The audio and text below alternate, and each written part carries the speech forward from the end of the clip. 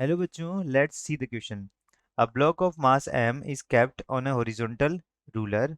The friction coefficient between the ruler and the block is mu.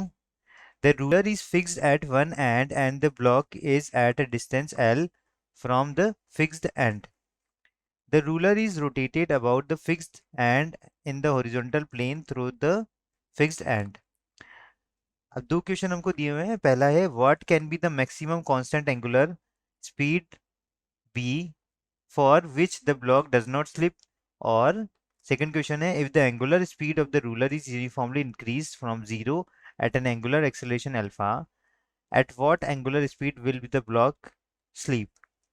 तो यहाँ पर एक ब्लॉक दिया हुआ है जो मास m का है और एक हॉरिजॉन्टल रूलर के ऊपर रखा हुआ है. ठीक है. फ्रिक्शन कोफिशिएंट जो उसका हमको कितना दिया हुआ है, दोनों के बीच का म्यू दिया हुआ है. रूलर को फिक्स किया गया है एक एंड पे और ब्लॉक को एल डिस्टेंस पे रखा गया है फिक्स एंड से. रूलर को रोटेट किया गया है अबाउट द फिक्स एंड और हॉरिजॉन्टल प्लेन में थ्रू द फिक्स एंड.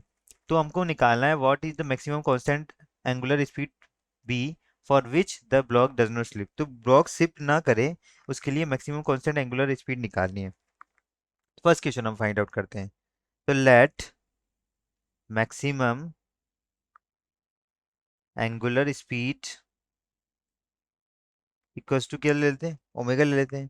अब इस एंगुलर स्पीड पे ब्लॉक एक आउटवर्ड फोर्स एक्सपीरियंस करेगा तो फोर्स की वैल्यू कितनी आ जाएगी हमारी, एम ओमेगा स्क्वायर एल आ जाएगा. ये फर्स्ट इक्वेशन हो गया. ठीक है. फ्रिक्शन फोर्स क्या होगा, देखो फ्रिक्शन वो भी तो होगा हमारा. फ्रिक्शन कितना होगा यहाँ से, एफ इज इक्वल्स टू कितना आ जाएगा वो, म्यू एम जी आ जाएगा. ठीक है. ये सेकंड इक्वेशन होगी. ठीक है. अभी यहाँ से हम देखते हैं कि जो हमारा इक्वेशन 1 और 2 से देखते हैं ये दोनों फोर्स क्या होंगे, इक्वल होंगे. तो mu M G is equals to कितना आ गया है, M omega one square L आ गया. तो ओमेगा वन कितना हो गया यहाँ से हमारा, under root mu ji by कितना आ गया है, एल आ गया. ठीक. तो एंगुलर स्पीड तो कितनी होगी हमारी, हैंस एंगुलर स्पीड जो कांस्टेंट एंगुलर स्पीड हमको चाहिए थी वो कितना हो गया हमारा, वो हो गई omega one is equals to, यहाँ से लिख लेते हैं हम, omega one is equals to क्या आएगा, under root mu ji by L आ गया. ठीक है. ये हमारी क्या हो गई, एंगुलर स्पीड हो गई. अब हमको क्या चाहिए, मान लेते कि स्पीड हमने दूसरे क्वेश्चन में हमको दिया, if the angular speed of the ruler is uniformly increase from zero to an angular acceleration alpha. Alpha तक मैं क्या करता जाता हूँ, इसको इंक्रीज करता जाता हूँ. तो उस केस में क्या हो जाएगा यहाँ पर, उस केस में हो जाएगा यहाँ पर, ये मैं अगर बी पार्ट करता हूँ यहाँ पर, तो यहाँ से हम देखते हैं कि वैन स्पीड जब इंक्रीज होगी तो एंगुलर एक्सेलरेशन के साथ, तो सर्कुलर मोशन क्या हो जाएगा, नॉन यूनिफॉर्म हो जाएगा. Circular motion will be non uniform हो जाएगा. ठीक है. सर्कुलर मोशन क्या हो जाएगा हमारा, नॉन यूनिफॉर्म हो जाएगा यहाँ से. ठीक. तो अब यहाँ से हम देखते हैं कि जो ब्लॉक है ना उसको दोनों रेडियल और टेंजेंशियल एक्सेलरेशन होंगे. तो block will have both radial and tangential acceleration. ठीक है. उसके दोनों एक्सेलरेशन होंगे यहाँ पर. तो अभी हमको क्या देखना है यहाँ पर, अभी हम देखो यहाँ पे क्या होगा, दोनों उसके एक्सेलरेशन होंगे. तो अब क्या होगा कि जो रेडियल एक्सेलरेशन होगा वो सेम होगा. Radial acceleration acceleration is equal to कितना आ जाएगा वो, ओमेगा स्क्वायर एल आएगा. ठीक है.